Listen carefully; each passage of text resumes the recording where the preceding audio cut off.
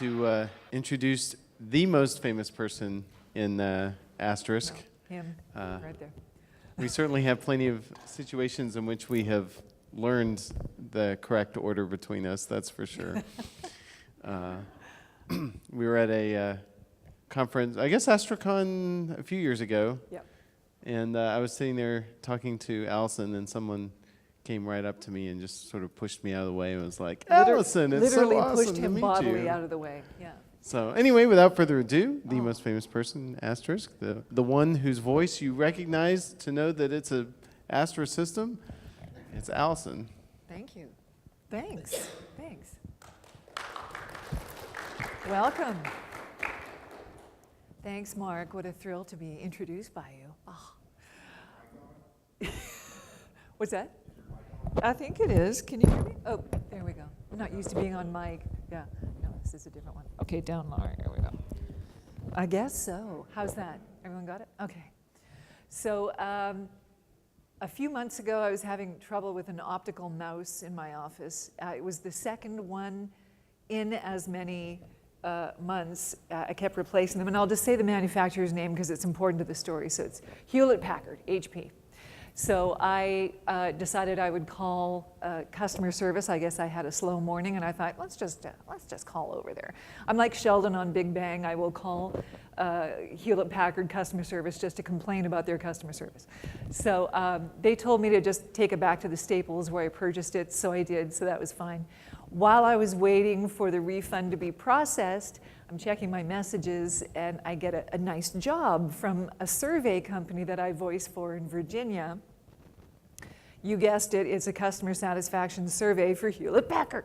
So, yeah, which I tried to voice, not with gritted teeth, you know.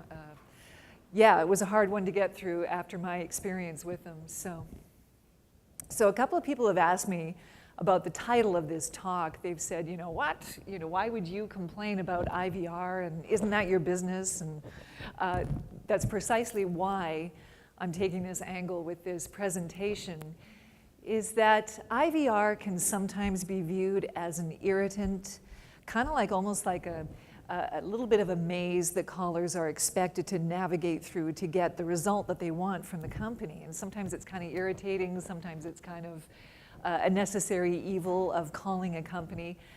I'm actually going so far as to say sometimes IVR kills the customer experience by many, many aspects, which I will point out. So we're going to get sick of that sound effect really fast. It's on every slide. Exhibit 1, IVR's definition of fast is at odds with the caller's definition. So customers' definition of what fast is has radically changed. And sadly, IVRs are not fast enough. They never have been. They do not respect the customer's time or the customer's patience. So fast means something much more extreme. Customers are used to having what they want when they want it. They're used to instant gratification, and they expect that on an IVR as well. So they're used to instant, and not just the product or the service, but the delivery. Think Amazon and how they've streamlined that whole aspect of customer service. And the speed of response to queries. So what I always want to emphasize to people is think about the last time you actually took the time out, as I had to carve time out to call HP support. When you actually call a company, it usually means you've already been to their website, and the answer to what you're looking for has not presented itself on the website. So chances are you need to speak to an actual human because your concern is that kind of customized concern, or sadly enough, it could mean that you're incredibly unhappy, as I have been the last couple of days with Bell Mobility. That's a whole other story. My phone is locked, and they won't unlock it.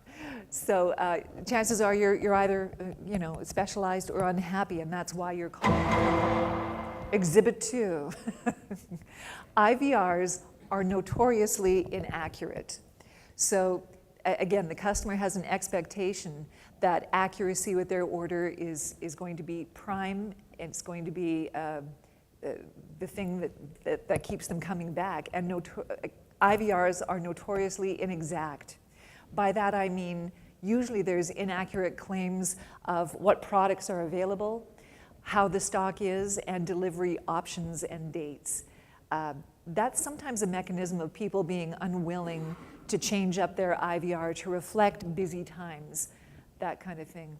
Overpromising and under-delivering. It's a chronic problem. It always has been with IVRs, and people have less of a tolerance for it. The third one is my favorite, the IVR lies. So I'm sure we can all think of things that you hear on an IVR. You just go, what? That's not true. You know, we're experiencing an unusually high call volume. Really? So if I'd called 15 minutes before, I would have gotten the CEO? I don't believe it. So people hear things like that. The other thing that they hear ad nauseum is, your call is appreciated. We respect your time. No, you don't, because I'm still waiting. So Exhibit 3, IVRs do not let callers control the situation. So customers are more turnkey than ever before. We are actually used to arriving at our own solutions. And IVRs do not allow the customers to drive the transaction, which we're used to doing now. So they actually want to arrive at the solution on their own. Talking to a human means having to explain it, and sometimes multiple times, as in the case of probably any time you call the large entity and you hear that phrase of doom that says, well, I can't really help you, but let me transfer you to someone who can. You get this panicky feeling going, but wait, will they understand what my concern is? Will they have that continuity of knowing what we've just talked about? And also, we are used to self-serve. We even expect it. It's not even just a generational thing.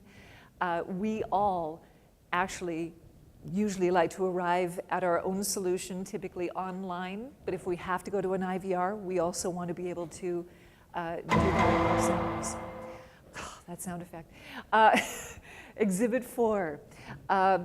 IVRs have often, have distinct open and closed hours. So this was something that somebody asked me yesterday in the free PBX panel, should you have open and closed hours?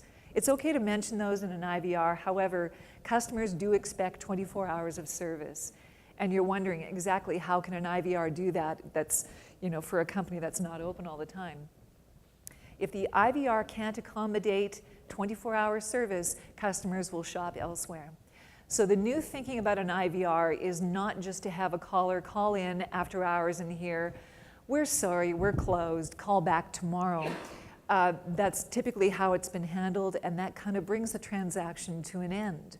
So what I try to get clients to do is to think of the IVR as more than just a placeholder or an entity that the client has reached and the transaction stops there if you're closed.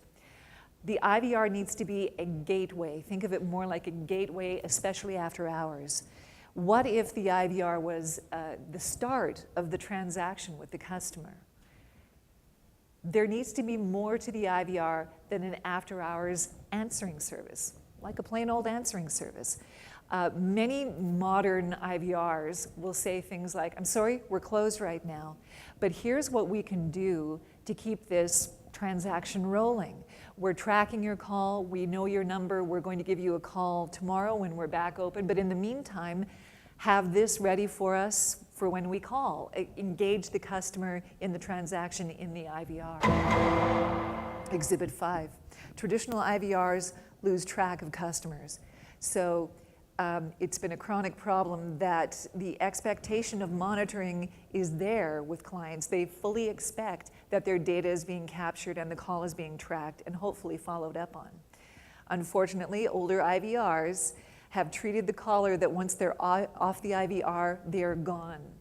So there are many, many ways to use tracking capabilities. So they expect the communication to be acknowledged, noted, and followed up on. They expect follow-through more than ever. And also, they need to know that their interaction is being monitored and, better yet, adopted. So there are many, many ways that you can track the metrics of call center performance, not plugging any one company, but Loway, who has a booth in the exhibit hall, they have fantastic ways of call center performance tracking that will it'll determine exactly how far people make it through the call, where they hang up, and have a system in place that does follow through to make sure that that customer does not slip through the cracks. Exhibit 6, IVRs are too scripted and fake. So for some reason, people are very, very unwilling to break out of the box. They hear IVRs that say, thank you for calling, for this, press this, for this, press that. And they're very, very afraid to make an IVR personable and tailored to their company. So callers hate overly scripted service. And unfortunately, the standard seems to be that IVRs sound artificial and rote. So avoid the usual hackneyed scripted phrases. Things like, well, that sounds like a terrible problem. We're really glad you called, and I'm going to try to help you through your problem. I know that's the script for the call center staff. And you know, a lot of people will bring those sort of sentiments into an IVR. It's something that callers hear too much, and they're sick of it. So this is what I usually try to urge clients who are open to my input. Some people aren't, but more and more people are asking me exactly what they should do different in their IVR, and I always try to tell them to stay away from the hackneyed, scripted phrases and you know, make it a bit more innovative, if that makes sense. Call center staff in particular should engage on a personal level, use the script as kind of a guideline, but then you know, try to connect with the caller on a more basic level. And you know, I think we can all identify with this because we've all been through a maze of an IVR, but anger, frustration, and disconnect is way more likely to happen if the caller feels the script, if they feel that the agent is simply following a template of how to manage them. Okay, so the next exhibit, IVRs take the customer's power away. So the old thinking of IVR, when I first started doing a lot of IVR voicing, it was explained to me that the IVR is almost like an escalator that separates callers into different tracks. So everybody with the blue jackets gets separated off to the left, all other colors get sorted off to the right, and then those sub-colors get sorted off as well. And it's kind of a neat way to explain it, because that is the actual mechanism of an IVR. But it is to be used for so much more than that. And that organization of callers into different tracks is really more for the company's benefits and not for the caller. So if the customer and caller knows that they have a voice and they feel as though the IVR is not just for the company's benefit to sort them, it will definitely improve the status of IVR. So make a pact in the IVR that the company is with the caller, that the caller is not off on an island, navigating by themselves and trying to get through this maze. And this is a really key thing. They should also know that social media is very much a part of your business. So if more mention is made in IVRs about social media, and that interaction through that medium is not only encouraged, it's the way that the customer will ensure continuity. Repeat business. They will have more ownership over the transaction if they know that there are ways to connect with the company on social media. Builds loyalty, ownership, and will actually encourage the customer and the caller that they will have more control over the next transaction. So hopefully all of that makes sense. The thing that I really, really try to drive home to people, clients in particular that ask for my help, is that the IVR should be a direct reflection of the company's personality. But so many people are afraid to write things that's a little bit unusual or a bit out of the box. I always cite this example. I did an IVR for, believe it or not, a colonoscopy clinic. And not a great topic, not anybody's favorite thing to talk about, but they sort of riffed on that. And their IVR was actually incredibly compassionate, but also a little bit humorous, which I found to be a great change, So they're saying things like, listen, we know that this is not your favorite thing to do. Rest assured that all of our call center staff are registered nurses and they've heard everything, so we'll get you through this. Another one was an auto body place that I did. And again, they took this stance of, if you're calling us, you're not having a great day.